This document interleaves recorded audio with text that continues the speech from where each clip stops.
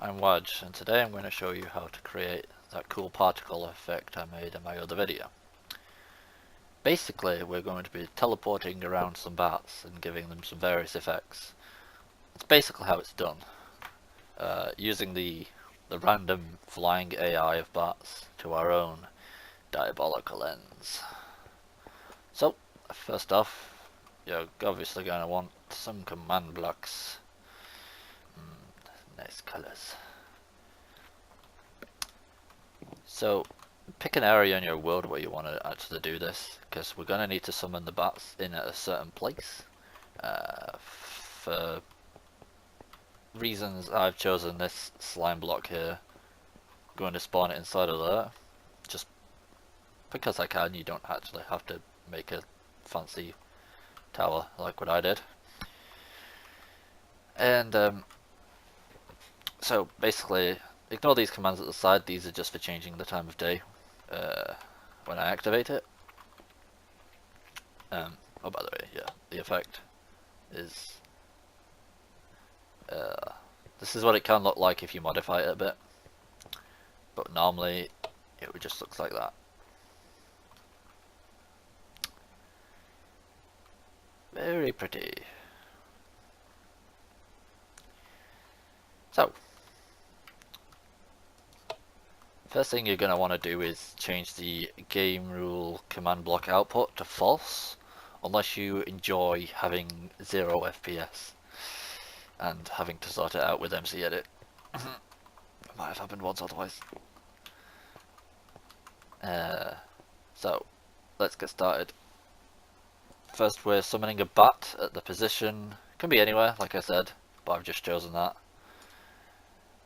With a silent tag and a tag. Yes.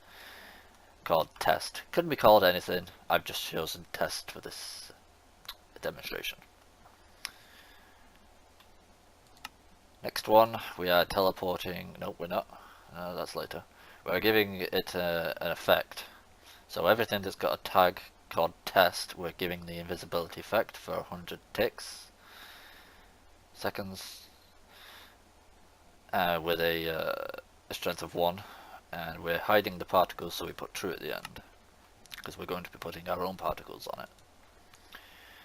Then we're teleporting all the bats upwards 0.2 blocks every second. Having this squiggle line here and having squiggle line 0 doesn't actually do anything, so I'm probably just going to get rid of that one. That will have not made the slightest bit of difference, because squiggle line and squiggle line 0 mean the same thing. That one's blank for some reason. I think I shifted commands and that one just got left blank. Anyway, so don't actually put that one in your creation, it's not needed. So we're adding that same entity with the name of tag. We could put type equals bat, but we're already defined that everything that is a bat has the tag command, the test tag. So we're adding a score to it for every game tick. We're adding a timer score of 1. So it's going to increment every time this command line runs, and it's going to run 20 times a second. So after a second, it's going to have a timer score of 20. No, 1. No. Yes, 20. Next one. Yes, that next one. We're teleporting them to 0? What? What have I done? Oh, right. So, that's going to keep running. So, for the first 200 ticks, the rest of these commands won't really do anything. Or at least this one. So, when it's 200 ticks old, we're teleporting it to bedrock layer. So, wherever it is at the bedrock layer. And then we are killing it immediately after. We don't even need to increment this by 1 because they all happen within the same game tick. And then this is an optional extra. We can spread them for them spawning all over effect, or we can leave that off for spawning them there. Then we're giving them the particle command. The particle I've used is the end of product particle, and I've spread it out a little bit with this. So this bit tells it where to spawn the command, and how wide to spawn it. So nothing here, and how the speed of it, I guess. So I put this at a very low value. Anything higher than 1 or anything higher than 0.5 in my opinion is ridiculous. And I've put and spawned 2 particles there instead of 1. But it's going to do this every tick, so it spawns 2, moves on, spawns 2, moves on, spawns 2, moves on. And forced it so that even if you have the particle distance decreased, you can still see it.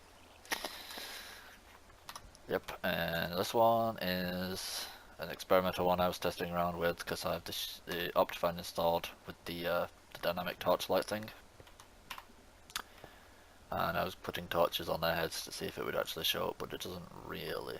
It kind of does, but too many lighting updates and it doesn't really look good.